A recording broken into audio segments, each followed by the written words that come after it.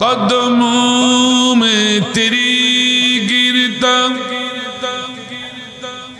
कदमों में तेरी गिरता, गलियों में तेरी फिरता, गहे जरे जारे रोता, गहे बकरार होता, बलगल उलाबी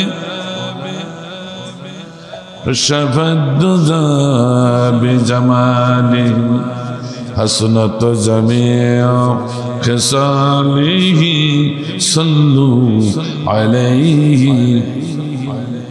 कदमों में मुस्तफा की, कदमों में मुस्तफा की मेरा मज़हर होता, वो खाक पाक होती, मैं खाक सार होता, बलगल उलाबी कमालिही कशफद्दुजा बिजमालिही हसनत जमीअ खिसालिही सल्लू अलैहि व आलिही। अल्हम्दुलिल्लाह। আমার ভাইজান, আল্লাহ রসুল মক্কা বিজয়ের পর 14 জন মতান্তরে 17 জনের নাম লিস্ট করে দিলেন আর বলে দিলেন এই 17 জন যেখানে পাবে সেখানে হত্যা করবে। এই কথা কি বুঝতে পারছেন? আল্লাহ রসুলের থেকে আমরা বেশি মুত্তাকি হয়ে গেলাম নাকি? এই কথা কন না কেন? কথা বলেন না কেন? একটু পরেই মশলা দেবেন চায়ের দোকানে যে হুজুর এরকম একজনের নাম ধরে বলছে, বলবে না মানে? আমার ভাইজান, বাংলার জমিনে ফ্যাসিস্ট সরকারের এরকম যারা জালিম তাদের যেখানে পাবে সেখানে হত্যা করা উচিত। আর বলেছিলেন রাসূল, সাধারণ মানুষ যারা না বুঝে ওই দল করেছে ওদের সাথে ছিল, ওরা যদি এখন ক্ষমা চেয়ে ইসলামের ছায়াতলে ফিরে আসে ওদের মাফ করে দাও, ওরা আমাদের ভাই। আল্লাহু আকবার বললেন না? এই যে আওয়ামী লীগ ভাইরা, আপনাদের স্মরণ করে বলছি, আপনাদের ভাইদেরকে আমি আদর করে হাতে পায়ে ধরে বলছি, এখনো সময় আছে, ফিরে আসুন, নতুন করে মাথা উঁচু করার চেষ্টা করেন না। কারণ এই ফ্যাসিস্ট এই দলের নামে বাংলার জমিনে অন্তত বৈষম্য বিরোধী ছাত্র আন্দোলনের কর্মীরা এদের মাথা উঁচু করতে দিবে না। আর আপনারা কেন বা মাথা উঁচু করবেন? আছে কি আপনাদের? হাসিনা সহ 300 সব পালান। এই কথা কন না কেন? আমি কি বানাই বললাম নাকি? এখন কাউয়া কাদেরকে খুঁজে পাচ্ছে না। ও বলেছিল খেলা হবে, ও তুমি যেভাবে লেগেছো তা আমাদেরকে তাড়িয়ে দিবে, না হলে তোমার বাড়িতে একটু জায়গা দিও। এখন চিন্তা করছে ফখরুলের বাড়ি এসে উঠলো কিনা ঠাকুর না। আমার ভাইজান, সে খেলা হবে গেল কোথায়? ঠিক কিনা? কথা বলে না কেন? ব্যারিস্টার সুমন, ব্যারিস্টার সুমন এত বড় চালাক, এত বড় ধূর্ত, ওয়ালিদ বিন মুগিরা সেই ধূর্ত। ওয়ালিদ বিন মুগিরার নাম আপনারা শুনেছেন না? ও খুব ধূর্ত ছিল, অর্থাৎ ও হচ্ছে বেজম্মা। আমি বলিনি, আল্লাহ বলেছি। উতুল্লিম বাদা যালিকা জানিম, সূরাতুল কলম খুলে দেখুন। আল্লাহ বলছে, এ রাসূল ওর জন্য এত কান্নাকাটি কেন? ও তো অবৈধ জানুয়া সন্তান, ঠিক না? ও সেরকম ধূর্ত, ও যখন বক্তব্য দিত তখন পাগল হয়ে যেত।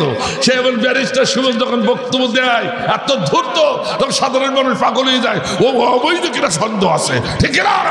ঠিক না? এই জন্য বললাম, উনি বলেছিল যারা আল্লাহু আকবার তাকবীর দেয় এরা জঙ্গি, এই তাকবীর বন্ধ করতে হবে। নাউজুবিল্লাহ বলেন না, আর জোরে বলেন না নাউজুবিল্লাহ। এখনো বুঝতে পারেননি তাই না? আচ্ছা, আল্লাহু আকবার কোন দলের তাকবীর নাকি? এই কথা কন না কেন? এটা হচ্ছে মুসলমানের তাকবীর। কাদের তাকবীর? এই নাম কড়কড়ি দলিল, ওয়ারাব্বাকা ফাকাব্বির, সূরাতুল মুদাসসির আছে কিনা?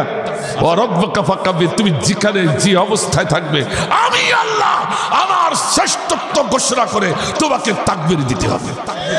কথাকার এই তাকবীর দিতে কি রাজি আছি? যে তাকবীর বন্ধ করতে চাইছিল ব্যারিস্টার সুমন, ঠিক কিনা? এই তাকবীর দিতে কি রাজি আছি? আমার ভাইজান ব্যারিস্টার সুমন এখন কাইন্দে তার জীবন সারা এত কান্দা কাঁদছে, তো চোখের পানি কপাল দিবে। আমি এই ওয়াজ করলে একজন আমার ধরে, হুজুর আপনি একজন প্রফেসর মানুষ, অধ্যাপক মানুষ, এরকম ভুল কথা বলেন, মানুষ শোনে। কেন, কি হয়েছে? চিরকুটি লিখে দে, চিরকুটি। কি হলো? আপনি যে বললেন চোখের পানি কপাল দিবে, এই বছর চোখের পানি কোনো কপাল দিবা? চোখের পানি পড়বে নিচের দিকে, দাড়ি ভিজে, অত দাড়ি নেই,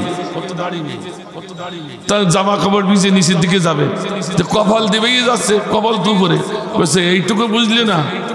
কপাল দিয়ে কখন বাড়ে বেরিয়ে যায় যখন ঠ্যাং উপর দিয়ে থাকার মাথা নিচে থাকে। ঠ্যাং উপর দিয়ে মাথা নিচে দিয়ে কেলা নিয়ে বাড়ি চলছে। কথা কথা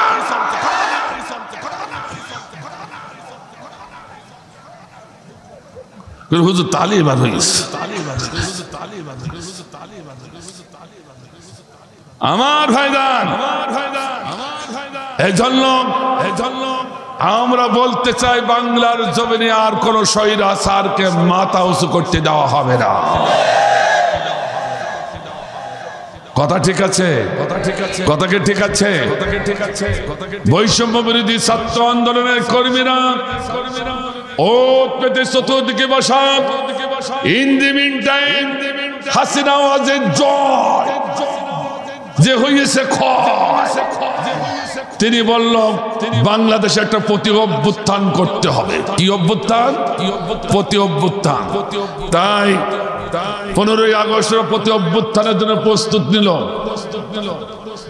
15ই আগস্ট বাংলার জমিনে বৈষম্য বিরোধী আন্দোলনের কর্মীদের এই রাজনীতি ফেলেবার 6 ঘন্টা অন্তর পরিবর্তন, আর ওদিকে ভারতে 6 ঘন্টা অন্তর হাসিনার সাথে মোদি বৈঠক করছে। সুবহানাল্লাহ বলবেন নাকি? কার সাথে? মোদির সাথে। কার সাথে? মোদি মুসলমানের বন্ধু। কথা কন না কেন?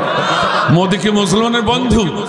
যে আবু বকরের নাম, উমরের নাম, আলী কাররামাল্লাহু ওয়াজহুর নাম, মুসলমানদের সাহাবীদের নাম ধর্ম বই থেকে উঠায়া দিয়া হিন্দুদের দেব দেবীর নাম ধর্ম বইতে, মুসলিম ধর্ম বইতে সংযোগ করেছিল, সেই মোদি তার সঙ্গে বন্ধুত্ব করছে। এ মুসলমান না, নিশ্চয় ওই ঔরসের ও জন্ম। ঠিক না? ঠিক বললেন তা কয়জন? আরগুলো কি বেঠিক? আওয়ামী লীগের কর্মী ভাইদেরকে বলছি, আজকে কার জন্য মাথা উঁচু করবেন? দেখেন ইতিহাসটা শুনে যা। 6 ঘন্টার অন্তর বৈঠক চলছে হাসিনার সঙ্গে। বাংলাদেশের ফেলেবার 6 ঘন্টা অন্তর পরিবর্তন হচ্ছে। সুবহানাল্লাহ বলেন। তখন মোদী সরকার বলল, যদি তোমরা এই কাজটা করতে পারো, কি 14ই আগস্টের রাত্রে 15ই আগস্ট ওদের তো অভ্যুত্থান হবে কাঙ্গালি ভোজের নামে। কাঙ্গালি ভোজের নামে জানেন না আপনারা?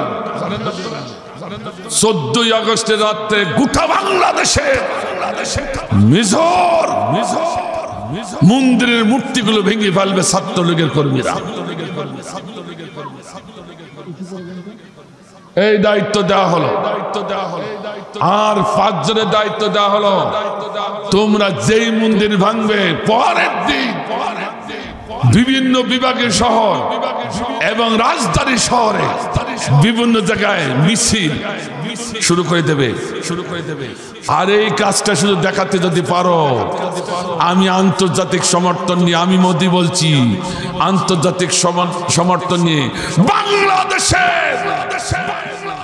বাংলাদেশের ছাদের উপরে, মাথার উপরে যে বিমান দিয়ে ভরে দিব, বৈষম্য বিরোধী ছাত্র আন্দোলনের কর্মীরা আমাদের কলাও ছিঁড়তে পারবে না। আর শেখ হাসিনাকে প্রাইম মিনিস্টারে বসাই দিয়ে আসে। সুবহানাল্লাহ বলবেন না নাউজুবিল্লাহ? এই কঠিন ষড়যন্ত্র চলছিল, কিন্তু আমার দেশের ছেলেরা বসেছিল না, তারা চতুর্দিকে চাতক পাখির মতো চেয়েছিল। সুবহানাল্লাহ বলেন। এদিকে আনিসুর রহমান আর এফ রহমান, সালমান এফ রহমান, এদের দুইজন, পাঁচজনের ভিতরে এই দুইজন, ওরা দেখলো 14ই আগস্টের রাত্রে, তার আগের রাত্রে কোথাও সুজ ঢোকার মতো জায়গা নাই। বৈষম্য বিরোধী ছাত্র আন্দোলনের কর্মীরা চাতক পাখির মতো সারা রাত শহর বন্দরগুলো নিরাপত্তা দিয়ে ঘিরে দাঁড়িয়ে আছে। কোন অভ্যুত্থানের কর্মী যেন ঢুকতে না পারে। ওরা তখন দুইজনে এক জায়গায় বললে সর্বনাশ, অভ্যুত্থান তো দূরের কথা, এখন জানে বাঁচা দায়, জানে বাঁচা দায়, কি করি, পালাই পালাই পালাই। ওরা প্রথমে গেল আকাশ পথে, কোনো চান্স হলো না, স্থল পথে কোনো চান্স নাই, ট্রেন পথে তারও কোনো চান্স নাই। তখন দুইজনের সিদ্ধান্ত নিল, এক কাজ করা যাক, সাধারণ জনগণ যেখান থেকে আসা যাওয়া করে, সেটা হচ্ছে সদরঘাট, ঢাকা সদরঘাট, পানিপথে সাধারণ মানুষজন আসা যাওয়া করে, ওই সাধারণ মানুষের বেশ নিয়ে আমরা ঢুকে পড়ব। মাশাআল্লাহ, নাকি দুইজন বেশ বটে কেবল উঠেছে, অমনি বৈষম্য বিরোধী ছাত্রের এক কর্মী খপ করে মন্ত্রী আনিসুর রহমানের হাত ধরে ফেলেছে। সুবহানাল্লাহ বললেন না? সুবহানাল্লাহ জোরে বলবেন না?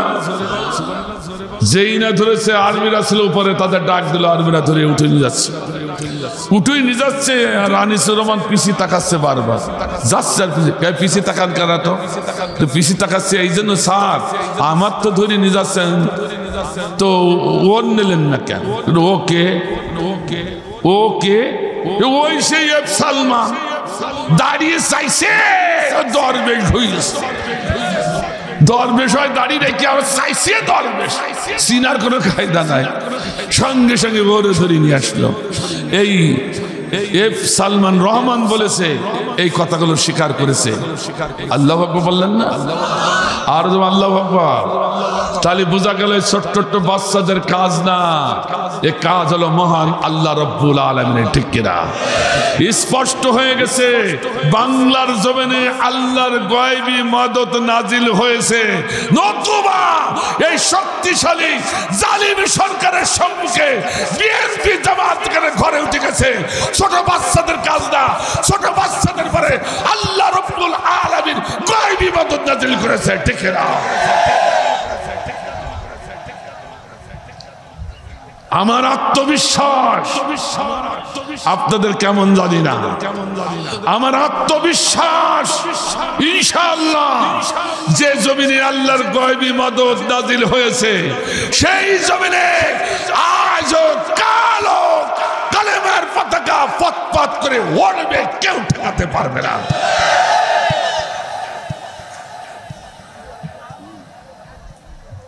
এর জন্য আমাদের সচেতন থাকতে হবে। রাজি আছি?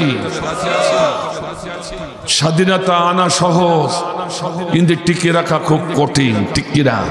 এই জন্য টেকনাফ থেকে তেতুলিয়া, সুন্দরবন থেকে বান্দরবন, কি জামাত ইসলাম কি বিএনপি আর ঘরে বসে থাকলে চলবে না।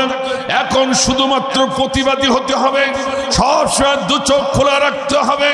আবার নতুন করে ওই জালিম ফ্যাসিস্ট সরকারের লোকজনেরা এদেশে যদি অভ্যুত্থান তৈরি করতে চায়, যে যেখানে আছে সেখানে অস্ত্র লাঠি ছোটা যা আছে তাই নিয়ে রাস্তায় নামতে হবে, ওদেরকে প্রতিহত করতে হবে।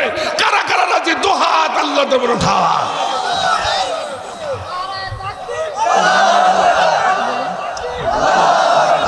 আসুন তবে সরাসরি কোরআনের কাছে চলে যায়। أعوذ بالله من الشيطان الرجيم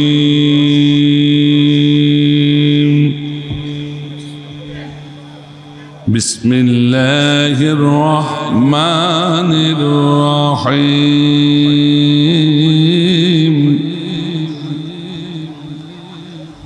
ওয়া ইন কাদুনা ইয়াস্তাফিজুনাকা মিনাল আরদ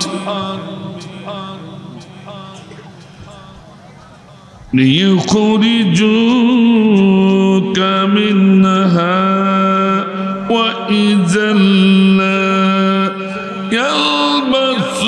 يلبثون إلا قليلا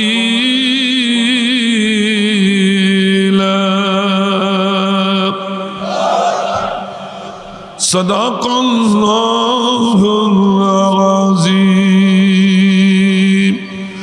সূরাতুল বনী ইসরাঈল ৭৬ নম্বর আয়াত আপনাদের সম্মুখে উপস্থাপন করেছি। কত নম্বর?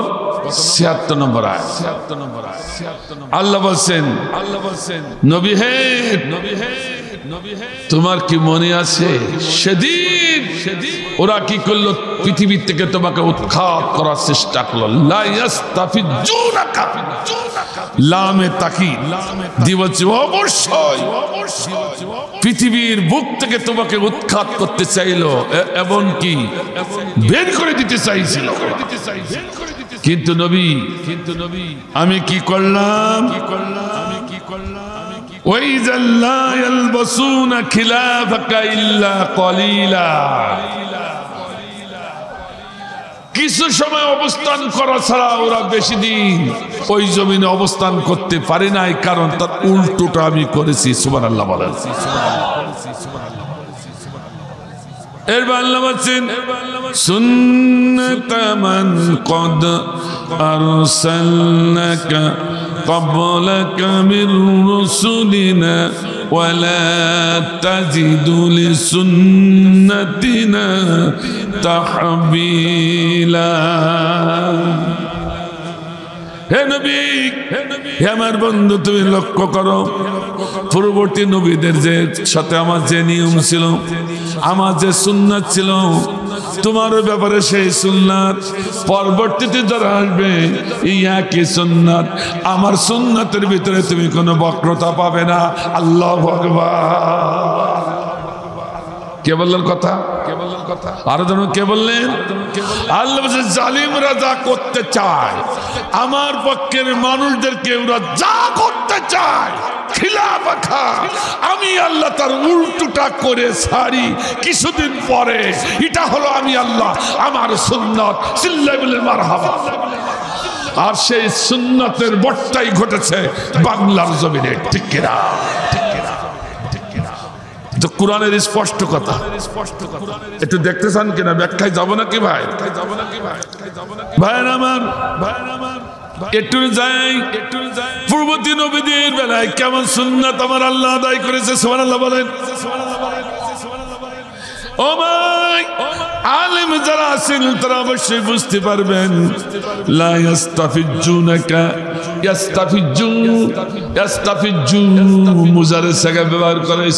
এখানে যে মাজির সিগা ব্যবহার করত তাহলে তো আমরা বেঁচে যেতাম। মুজারের সিগা ব্যবহার করে আল্লাহ বুঝালো পূর্ববর্তীদের সাথে আমার যে সুন্নাত হয়েছে এখনো সেই সুন্নাত বজায় আছে। ভবিষ্যতে যদি এরকম জালিম কেউ তৈরি হয় তাদের বেলায় আমার এই সুন্নাত থাকবে।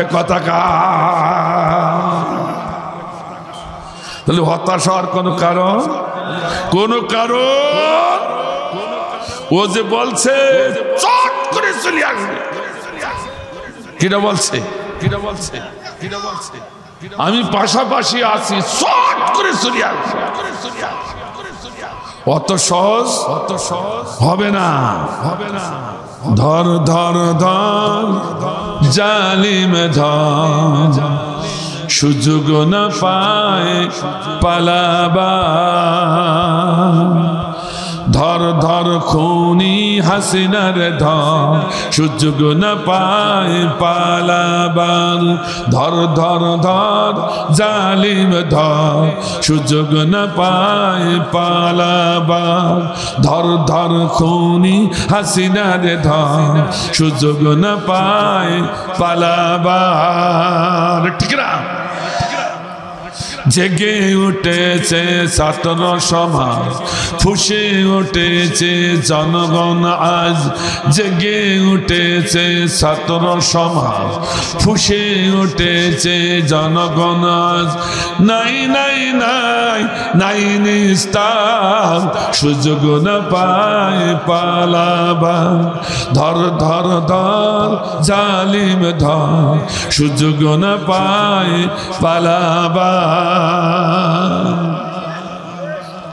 শুনি নাই কোনদিন আয়না ঘর হারুন বিপ্লব যার কারিগর ঠিক না বলুন শুনি নাই কোনদিন আয়না ঘর হারুন বিপ্লব যার কারিগর ডাইনি বুড়ি তার বড় মাস্টার ওই ডাইনি বুড়ি তার বড় মাস্টার গুম খুন করেছে সবার সুযোগ না পায় পালাবার ঠিক না এত দাপট অহংকার গেল কোথায় বলেছিলে মাঠে খেলা হবে হয় ঠিক না এত দাপট অহংকার গেল কোথায় বলেছিলে মাঠে খেলা হবে হ্যাঁ কাউয়া কাদের কান্দা বাসায় সেই কাউয়া কাদের কান্দা বাসায় কিভাবে পালালে তুমি দেশে মামার সুযোগ না পায় পালা ধর ধর খুনি হাসিনার ধর সুযোগ না পায় পালাবার পাঁচকান আছে এরকম গান হবে পরে কণ্ঠ বসে গেছে তাতে কি হবে ইনশাআল্লাহ আল্লাহর সুন্নাত কেমন সুন্নাত দেখে যান আমি পূর্ববর্তী নবীদের কথা বলবো আবার বাংলাদেশে আসবো যজ্ঞ করার ক্ষমতা যদি না থাকে তাফসীর মাহফিলে বসে কোনো কাজ হবে না লা ইয়াস্তাফিজুনাকা লামে তাকিদ তারপর মুজারে সিগারাকে যদি লামে তাকিদ আসে তার কথাটারে আরো কড়াভাবে দৃঢ়তা বোঝায় আল্লাহু আকবার অবশ্যই অবশ্যই এতে কোন প্রকার সন্দেহ নাই আমি জালিমদের সাথে আমার সুন্নাত আদায় করবই এর অর্থ হবে আমি আদায় করবই খিলাফাকা ওরা যা করতে চাইছিল তার উল্টোটা আমি করবই সুবহানাল্লাহ বলে এ কথা কার আর কার এত বড় বাস্তব সত্য আর হতে পারে না দেখুন একটু দেখুন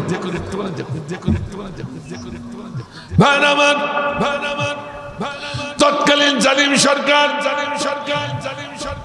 নমরুদ সে বলল ইব্রাহিমকে একেবারে উৎখাত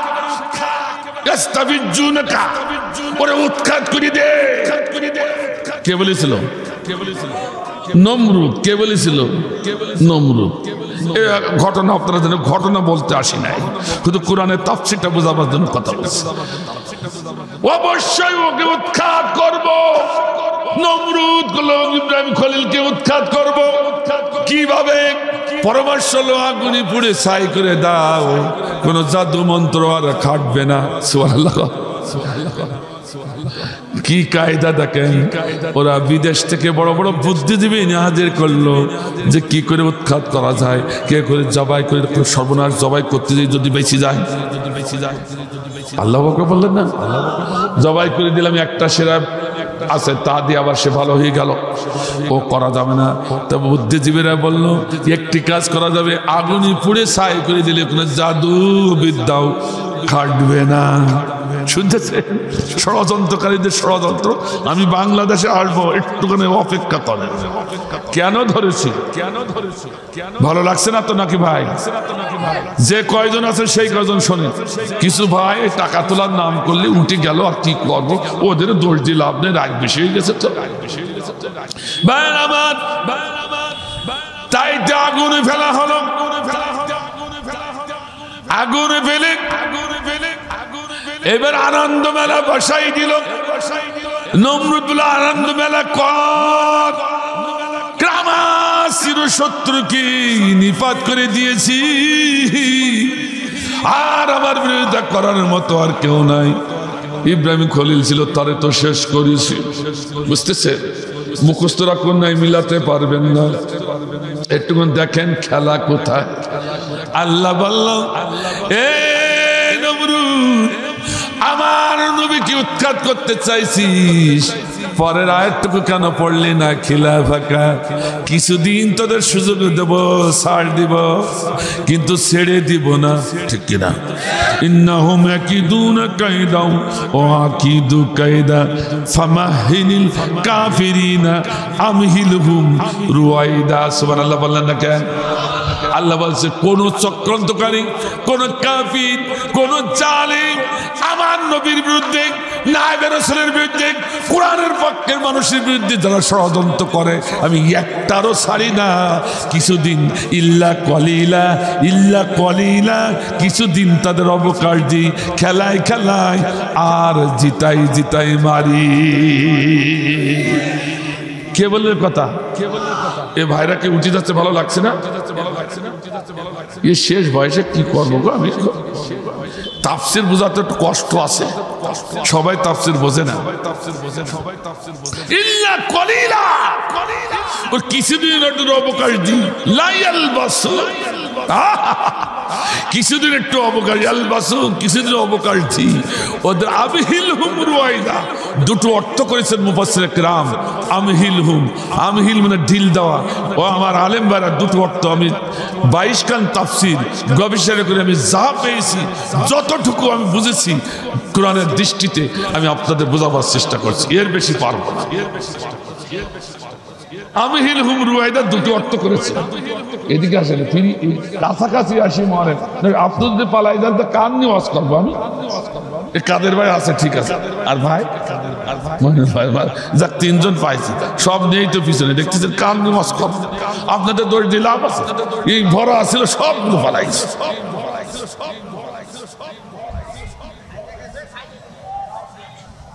কতকাল যে খাইনি,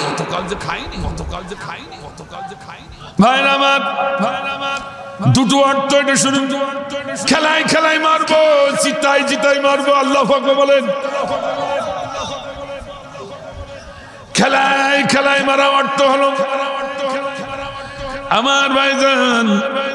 দৃষ্টান্ত স্বরূপ কথাটা বলতাই আমার ভাইজান, একটু দেখবেন যারা মাছুড়ি আছে, মাছ ধরে নদীতে, খালে, পুকুরে হুইল বর্ষি দিয়ে মাছ ধরে, ঠিক কিনা? মাছ যেই বর্ষি ঠক দিয়েছে, টান মেরে খট করে বেঁধে গেছে, ঠোঁটে বাঁধকে, গলায় বাঁধকে, বুকি বাঁধক বেঁধে গেছে। বাইরে মাছের এত গর্জন, সমুদ্রের পানির নিচে, খালের পানির নিচে এত গর্জন, মধ্যে কি মনে হয় 40 কেজি ওজন হবে, বুঝলেন? দেখলে মনে একবার ডাইন দিকে, একবার বাম দিকে। মাছ তখন মনে বলে, বলে মাছুরি, তোর বর্ষি খাবো, তোর সুতু খাবো, তোর ছিপও খাই বেড়াবো, এমনকি টাইনিয়ে তোরও খাবো। মাছের ভাব এমন, পানির নিচে এমন গর্জন দেয়, উল্টি ফেলাবে। কথা কন না কেন? লোকজন সব চতুর্পাশে দাঁড়িয়ে থাকে, মনে হয় 40 কেজি ওজন হবে। কয় কেজি? 40 কেজি ওজন, যে গর্জন পানির নিচে। মাছ আলা বলে, এ মাছ, বসিয়ালা বলে, মাছ তুই আমার পাগল ভাবিস না, তুই যত গর্জন করে ডানে যাস, বামে যাস, পিছিয়ে সামনে যেখানে যাস না কেন গর্জন করে, আমি তোরে অত ছাড়বো না, আমি তোর একটু খেলাই খেলাই মারবো, ঠিক কিনা? যত দৌড়াই তত হুইল বর্ষির সুতা ছাড়িয়ে দেয়। এই কথা কান না কেন? এ কথা বলে না কেন? মাছ একবার ডাইনে, একবার বামে, একবার সম্মুখে, একবার পিছনে কি দৌড়াদৌড়ি, পানির নিচে অনেক দৌড়াদৌড়ির পর কিছুক্ষণ খেয়াল করে দেখে আর দৌড়াদৌড়ি করে না, মাছ গায়ে হাফসাই গেছে। আস্তে আস্তে পানির পারে ভাসিয়ে ওঠে, দেখে ছোট একটা চুনি ফুটি। গাবলানোর ভাব দেখি মনে হইল ওরে সব 40 কেজি, এখন ভাইসি উঠেছে, দেখে ছোট্ট একটা চুনো ফুটি। কথা কন না কেন? ওদের সেদিন গাবলানোর ভাব দেখে আমরা বুঝেছিলাম কি না জানি হয়ে যাচ্ছে। এখন দেখছে চুনো ফুটি, ওই একা পালাইনি, 300 পালাই গেছে। ঠিক না? এখনো বুঝতে পারেন, এখনো বুঝতে পারেন, এখনো বুঝতে পারেন, এখনো বুঝতে পারেন, এখনো বুঝতে পারেন, এখনো বুঝতে পারেন। এর বা চোখে আঙ্গুল দিতে বুঝতে হবে, তাছাড়া হবে না, তাছাড়া হবে। এর নাম হচ্ছে খেলাই খেলাই মারা। কার মারা? আরো জোরে কর। আবার জিতাই জিতাই তা একটু শুনি না। আমহিলহুম রুয়াইদা তাফসীর করছে, আমহিলহুম রুয়াইদা। সুবহানাল্লাহ বলেন, সুবহানাল্লাহ। কুরআন যে কত বাস্তব, আমরা কুরআনের কাছে আসি না, কুরআনের তাফসীর শুনি না, তাই তো আমাদের কাছে এত অপরিচিত হয়ে গেছে। আমার ভাইজান, আমার ভাইজান, এবার হচ্ছে জিতাই জিতাই মারা। কি করে মারা? জিতাই জিতাই। আগে মারিয়েছে খেলাই খেলাই। আল্লাহ বলছে তোদের জিতাই জিতাই মারবো। আপনার দেখবেন মনিবের পোষা বিড়াল যখন ইঁদুর ধরে, পোষা বিড়াল যখন ইঁদুর ধরে, ইঁদুর ধরে কিন্তু খায় না, ইঁদুর ধরে খায় না। ইঁদুরটা ধরে মনিব স্টেজে বসে আছে, মনিবের পায়ের কাছে নিয়ে এসে রেখে দেয়। কথা কন না কেন? আসতে দেখেননি কোনো দিন? ও কিন্তু ধরে একবার খায় না, মনিবের সম্মুখে নিয়ে আসে, মনিবের সম্মুখে নিয়ে এসে যায়, ছেড়ে দেয়। ইঁদুর ফাঁকা পাইয়ে দৌড় মারে, আর আবার খপ করে ধরে নিয়ে আসে। কথা কন না কেন? কথা বলেন না কেন? হ্যাঁ, বিড়াল বলছে এই ইঁদুর, তোরে অত সহজে আমি ছাড়বো না, তোর জিতাই জিতাই মারবো। এইবার আবার আইনে ধরিয়ে নিয়ে ছাড়িয়ে দিয়ে ইঁদুরের দিকে তাকায়, ডানে তাকায়, বামে তাকায়, দেখে মুনিব এখানে বসা আর বিড়াল ওই পাশে বসা। এইবার মাঝখানতে দৌড় দিব, আমি জিতে যাব। ইঁদুর আর আমার কলা ছিঁড়তে, আমার বিড়াল আর আমার কলা ছিঁড়তে পারবে না। বিড়াল বলে এ ইঁদুর, তুই যা ভাবতেছিস তা না, তোরে তো আমি একটু জিতাই জিতাই মারব। এইভাবে ইঁদুর ধরে ছাড়ে, ধরে ছাড়ে, ধরে ছাড়ে। এক সময় ইঁদুর ছাড়িয়ে দিল, নড়ে না, এনার্জি লস। তখন বিড়াল ডায়নাটা লম্বা করে দিয়ে ইঁদুরের লেজের টুকি দেয়, আর একটু লাফা। বহুত তো লাফাইছি, কথা কর না কেন? টুকি দিয়ে বলে আর একটু লাফা। এই টুক্কো যখন খায় তখন ইঁদুরের একটু এনার্জি ফিরে পায়। তাকাই দেখে বিড়াল ওই কোনায় বসে আছে, মনিব চেয়ারে বসা, আর ওই যে খাটের নিচে খাটছেন তো, খাটছেন, খাটের নিচে একটা ইঁদুরের গর্ত। এক লাফ মেরে ইঁদুরের গর্তে ঢুকে যাবো। বিড়াল এইসব বডি, ও ঢুকতে পারবে না, আমি জিতে যাব। কথা বুঝতেছেন না? ইঁদুর মনে মনে ভাবছে, ও বিড়াল এবার কি করবি? আমার আর কলাও ছিঁড়তে পারবে না গর্তে ঢুকে গেলে। বিড়াল তখন মনে মনে বলে, ইঁদুর তুই কি ভাবছিস আমি তা জানি। আল্লাহ বলে কার খেলা? আরে জোরে বলে কার খেলা? ইঁদুর তুই কি ভাবছিস ও সব আমার জানা আছে। এবার ইঁদুর শক্তি পায়, এক দৌড় মেরে ওই খাটের নিচে গর্তের কাছে যাচ্ছে। বিড়াল লাফ মেরে গর্তের কাছে এইভাবে বসে আছে। কথা বলছেন না? ইঁদুর দেখে যে ওরে সর্বনাশ, আমার সেই শত্রু গর্তের কাছে। ও তখন ব্রেক কষেছে, ওই সময় ব্রেক করলে কার এক জায়গায় তাকে স্লিপ করে ইঁদুরে বিড়ালের মুখের কাছে ঠেলি উঠিয়েছে। আল্লাহ বলে তুই আমার মুখে চলে আসলি একেবারে। এইবার কান ধরে টানি আনতে আনতে এবার মনে বেশ সম্মুখে নিয়ে কাঁচার বাইরে গলা কামড়াই খাইয়ে ফেলায়। ঠিক কিনা ধরে বলুন? আমার আল্লাহ বলছেন আমি হিল হুমুর ওয়াইদান, আহা আমি যখন জালিমকে ছাড় দিই না, ছেড়ে দিই তা ছাড় দিই না। সময় হলে দেশ থেকে বিতাড়িত করবো, এমনকি প্রয়োজন হলে জনমের মতো মাটির নিচে পুঁতি দেবো। ঠিক না? ওই অনেক দূরই বলছে ঠিক, মাহফিলে এসে মরবে না বেচারা। যাক, তাও ভালো, দূরের থেকে ঠিক বলছে, এও ভালো।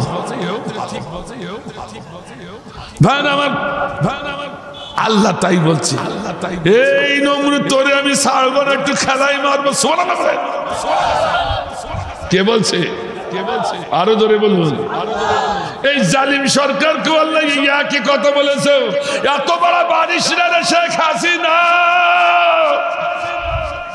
এদেশের আলেমগুলোকে বিনা বেচারে ফাঁসি দিলি, বিশ্বনন্দিত আলেমকে বিষ প্রয়োগ করে মারলি, এদেশের সোনার ছেলেরা ছাত্ররা তাদের বুকটা গুলি করে হাজার হাজার ছাত্র আল্লাহ তাদেরকে শহীদ করে দিলি, ঠিক না?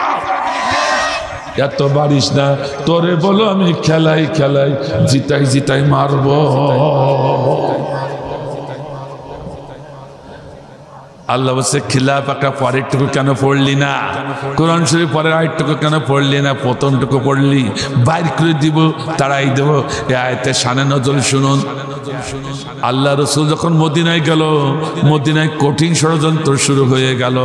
এই ইহুদি খ্রিস্টানরা ওরা মক্কায় বসে বসে ওখানে ইন্ধন চালাতে লাগলো।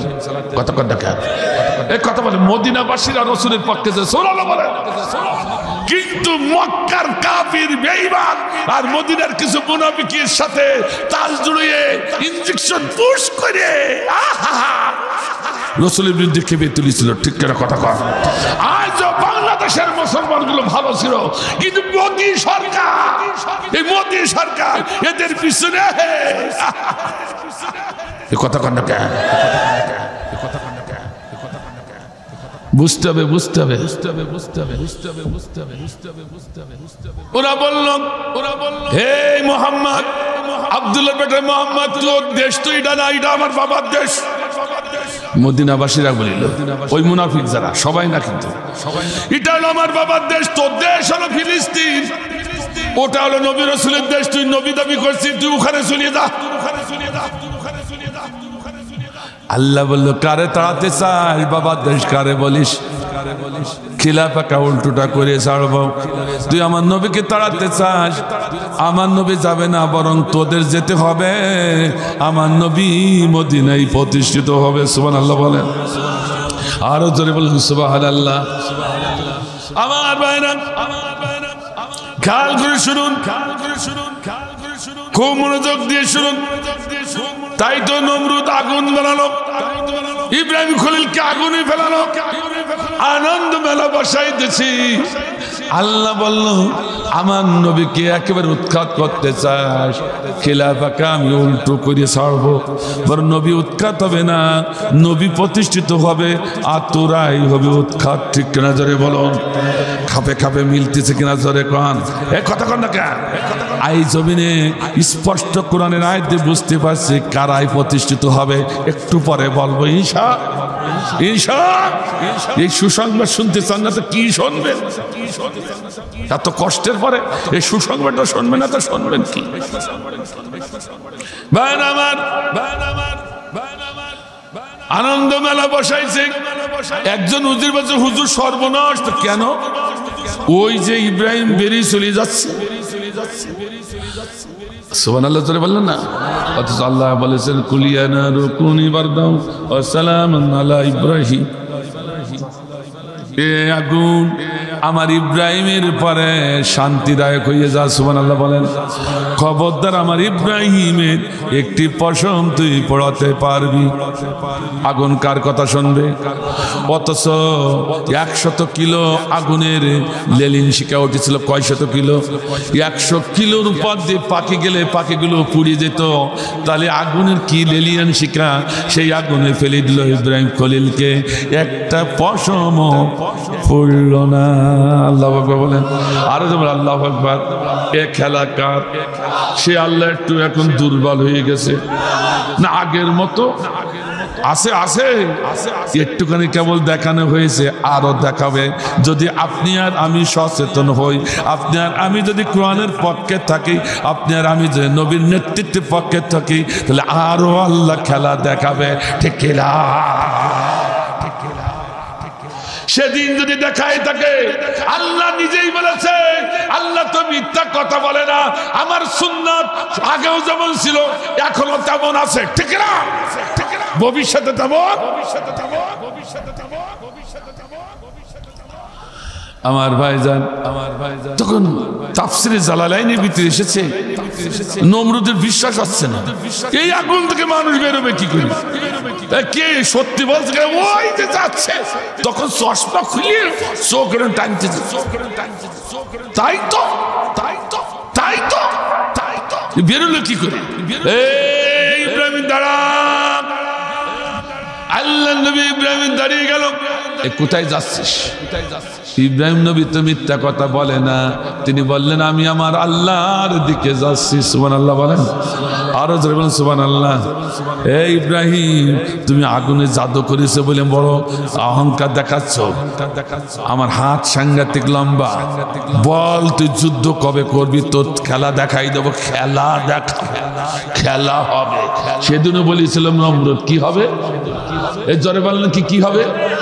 তুই এত অহংকার দেখাচ্ছিস কেন? আগুনে জাদু করে ওরে যুদ্ধের ঘোষণা দে, যুদ্ধের ময়দানে খেলা হবে। এই কথা কেন? খাবে মিলছে কিনা? মিলছে কিনা? এই কাউয়া কাদের ও আর এক ফিরাউন, ঠিক না? ও আর এক নমরুদ, ঠিক না? ও নব্য বাংলাদেশের নমরুদ, ঠিক না?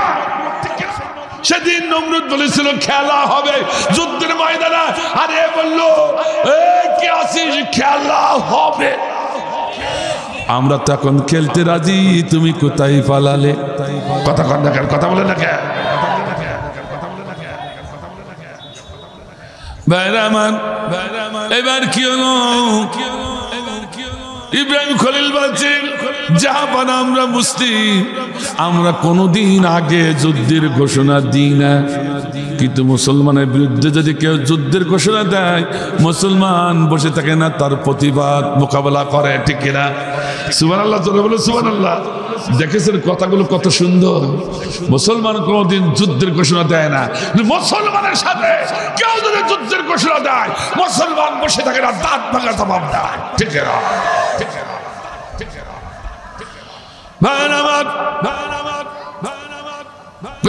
তাহলে শোন, অমুক দিন যুদ্ধ হবে, তুই কি প্রস্তুত? হ্যাঁ প্রস্তুত। সুবহানাল্লাহ বলেন, আরো সুবহানাল্লাহ। নির্ধারিত দিনে 3 বাহিনী নিয়ে হাজির। নমরুদ কয় বাহিনী? আরো জোরে বলুন। আর সেদিন কয় বাহিনী ছিল? সেদিন 3 বাহিনী ছিল, ওকে 9 বাহিনী ছিল।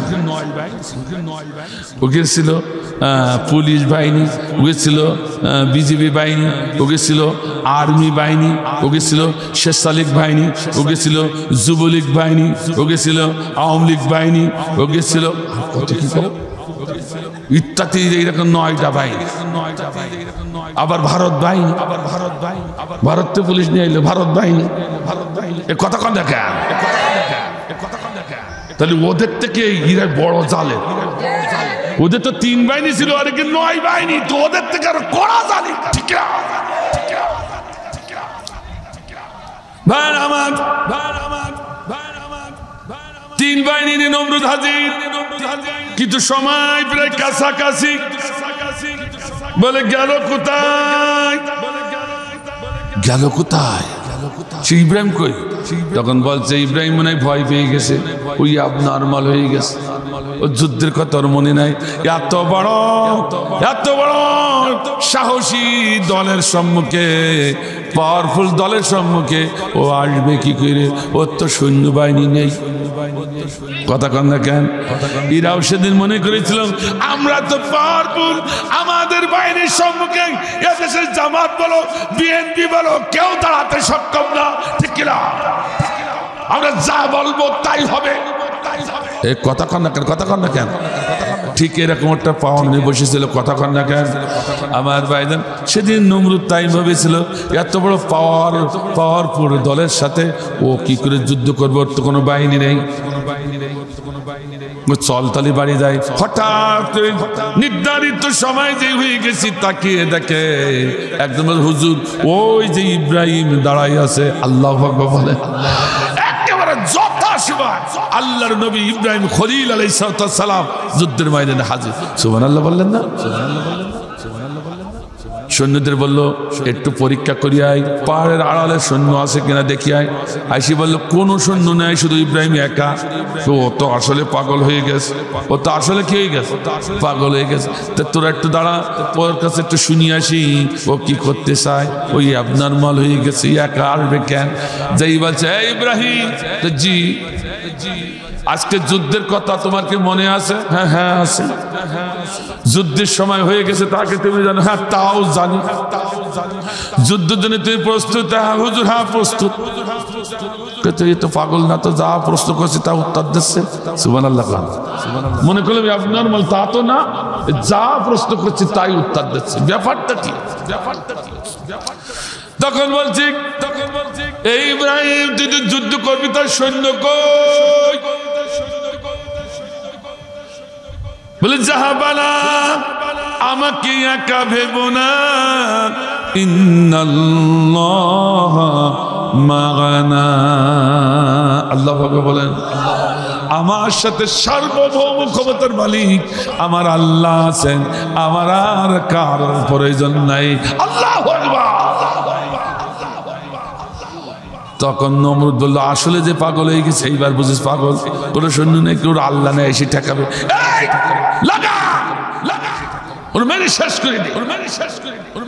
যুদ্ধের ময়দানে যে ইব্রাহিম আলাইহিস সালামকে মারার জন্য যখন যুদ্ধের ময়দানে এক এক করে নামছে, নমরুদ আসনে বসে আছে, দেখছে ইব্রাহিমকে কি করে মারে। ও আল্লাহ, ইব্রাহিম তো সোজা হয়ে দাঁড়াই আছে, আর নমরুদের সৈন্য যেটা ময়দানে নামে সেটা ছটফট করে মরে। কারণ আল্লাহ মশা বাহিনী পাঠাই দিয়েছে। কি বাহিনী? আর কি বাহিনী? মশা বাহিনী পাঠাইছে। নমরুদ তাকিয়ে দেখে মশা আমার বাহিনীর ঘাড়ে পড়ে, বুকি পড়ে, মুখি পড়ে, ছটফট করে মারা যায়। আল্লাহু আকবার। উপরের দিকে তাকায় দেখে মেঘের মতো একবার ছেয়ে গেছে মশা বাহিনী। নমরুদ তখন চিন্তা করলো এ কি মশা, এ কি সৈন্য, ও যদি আমার গায়ে পড়ে তাও তো মারা যাব। তখন নমরুদ তাফসীরের ভিতরে এসেছে এরকম স্টেজে বসে আছে চেয়ারে, সামনে না বামে না ডাইনে না, ঠিক উল্টাই পড়লো। উল্টাই পড়ে ভয়তে পিছন দিকে দৌড়। ইতিমধ্যে এক ন্যাংরা মশা, ওরা আসতে একটু লেট হয়েছে, ন্যাংরা তো সাথে দৌড়ই পারেনি। প্রতিযোগিতা, যুদ্ধের জন্য মশারা প্রতিযোগিতা করছে কে আগে যেতে পারে। আল্লাহ বলেন যুদ্ধ করা, জিহাদ করা, আন্দোলন করা, যত কোরআনের যত ইবাদত আছে সমস্ত ইবাদতের শ্রেষ্ঠ ইবাদত হলো জিহাদ করা। আল্লাহ বললেন না, অথচ আমাদেরকে সে জিহাদ থেকে দূরে রেখেছে এই দেশের কিছু আলেম আর এই ফ্যাসিস্ট সরকার। ঠিক না?